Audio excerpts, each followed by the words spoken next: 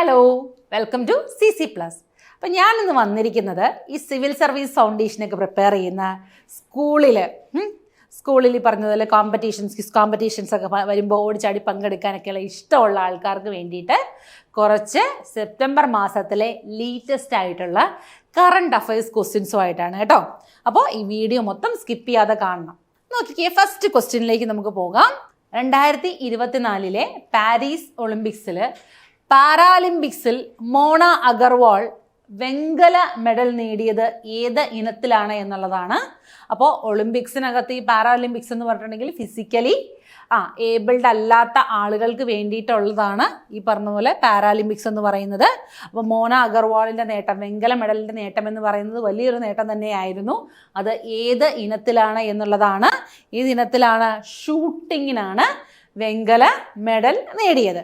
അപ്പോൾ ആരാണ് ഈ മോണ അഗർവാൾ എന്നൊന്ന് നോക്കിയാലോ. 2024 പാരാലിമ്പിക്സിൽ R2 വനിത 10 മീറ്റർ എയർ റൈഫിൾ SH1 ഇനത്തിൽ വെങ്കല മെഡൽ നേടിയത് മോണ അഗർവാൾ ആയിരുന്നു. 1987 നവംബർ 8 രാജസ്ഥാനിലെ സിക്കാറിൽ ജനിച്ച അവർ ജീവിതത്തിൽ ഒരുപാട് വെല്ലുവിളികൾ നേരിട്ടു. ജനിച്ച് 9 മാസത്തിനുള്ളിൽ തന്നെ പോളിയോ രോഗം അവളെ ബാധിച്ചു. എങ്കിലും അവൾ തളർന്നില്ല. വിദ്യാഭ്യാസം തുടർന്നു. വിദൂര പഠനത്തിലൂടെ മനഃശാസ്ത്രത്തിൽ ബിരുദാനന്തര ബിരുദം നേടി. 23-ാം വയസ്സിൽ മോന സ്വതന്ത്രമായി ജീവിക്കുവാനായി തീരുമാനിച്ചു. HR മാർക്കറ്റിംഗ് റോളുകളിൽ മികവ് പുലർത്തി. 2016 പാരാ അത്ലറ്റിക്സിലേക്ക് തിരഞ്ഞെടുക്കപ്പെടുകയും സംസ്ഥാന അരങ്ങേറ്റങ്ങളിൽ ത്രോ ഇനങ്ങളിൽ സ്വർണം നേടുകയും പാരാ പവർ ലിഫ്റ്റിംഗ് മെഡലുകൾ കരസ്ഥമാക്കുകയും ചെയ്തു. ഒടുവിൽ 2024 ഈ വെങ്കല മെഡലും അവരെ തേടിയെത്തി. അപ്പോൾ നമ്മുടെ അടുത്ത ക്വസ്റ്റ്യനിലേക്ക് പോകാം.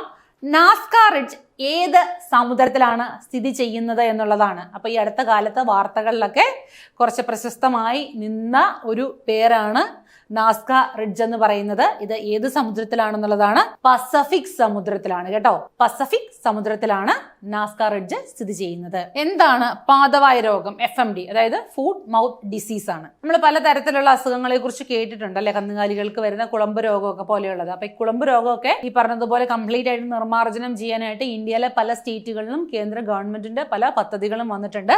അപ്പൊ ഈ ഫുഡ് മൗത്ത് ഡിസീസ് എന്ന് പറയുന്നത് ആർക്കാണ് വരുന്നത് എന്നുള്ളതാണ്. കന്നുകാലികളിൽ കാണപ്പെടുന്ന ഒരു വൈറൽ ഡിസീസാണ് ഈ പറയുന്ന ഫുഡ് മൗത്ത് ഡിസീസ് എന്ന് പറയുന്നത്. ഇനി ഇത് മനുഷ്യരിലേക്ക് ട്രാൻസ്മിറ്റ് ചെയ്യുക എന്നുള്ളൊരു ഡൗട്ട് ഉണ്ട്. ഇത് മനുഷ്യരിലേക്ക് ട്രാൻസ്മിറ്റ് ചെയ്യപ്പെടുന്നില്ല എന്നുള്ളതാണ് പഠനങ്ങൾ വഴി വന്നിരിക്കുന്നത്. അതേപോലെ ഈ വളരെ ചെറുതായിട്ടുള്ള കുഞ്ഞ് ഇവരുടെ യങ് അതിലേക്കാണ് ഇത് പെട്ടെന്ന് ട്രാൻസ്മിറ്റ് ചെയ്യപ്പെടുന്നത്. ഇവരുടെ എക്സ്ക്രീറ്ററി വേസ്റ്റ്, അതേപോലെ വേസ്റ്റ് വാട്ടർ, അതുവഴിയാണ് പ്രധാനമായിട്ടും ഈ ഒരു ഡിസീസ് ട്രാൻസ്മിറ്റ് ചെയ്യപ്പെടുന്നത് എന്നുള്ളതാണ് കണ്ടെത്തിയിരിക്കുന്നത്.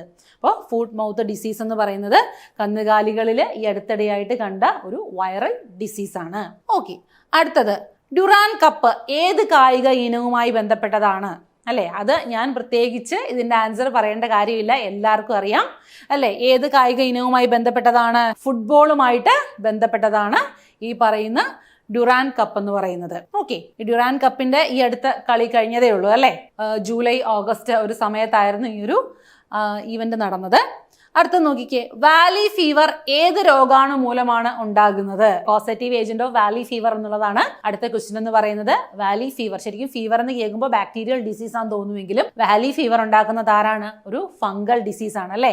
അതായത് ഒരു തരം മൈക്കോസിസ് ആണിത് ഈ വാലി ഫീവർ. അതായത് mycosis, majority of the fungal disease എല്ലാം എന്താണ്? ട്രാൻസ്മിറ്റബിൾ ആണ്, പേഴ്സൺ ടു പേഴ്സൺ ട്രാൻസ്മിറ്റ് ചെയ്യുന്ന ഡിസീസ് ആണ്.